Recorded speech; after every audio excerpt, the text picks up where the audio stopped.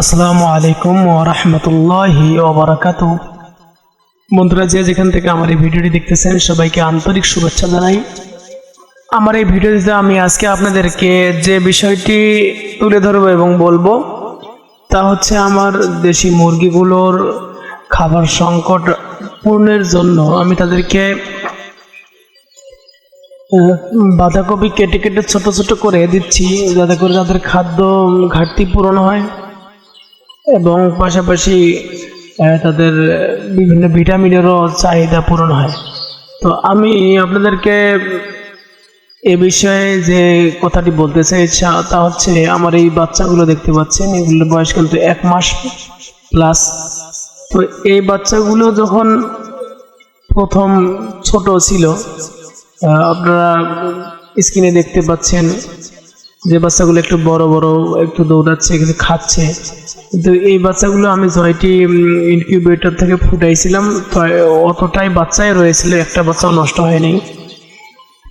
তো প্রথম অবস্থায় এই বাচ্চাগুলো খুব একটা সাফারিং হয়নি। তো এদেরকে আমি খুব যত্নে প্রথম অবস্থায় মেডিসিন দিয়ে, ওষুধ দিয়ে বড় করেছি। দেখতে পাচ্ছেন কিভাবে শুয়ে আছে এরা। এগুলার মানে খাওয়া দাওয়া খুব ভালোভাবে হয়েছিল, এই জন্য এদের এই অবস্থা। এদের মধ্যে একটা তৃপ্তি ছিল, খাইতো আর ঘুমাইতো। তো এরপর যখন একটু বড় হলো, সে বড় হওয়ার চিত্র দেখতে পাচ্ছেন আপনারা।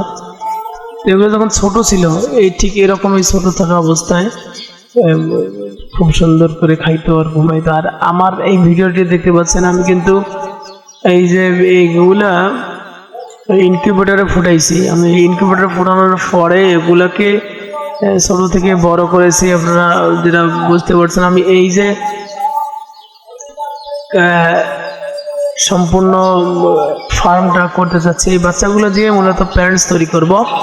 প্যারেন্টস তৈরি করে তারপরে এগুলোকে আমি এরপর বড় আকারের ফার্মিংয়ে যাব।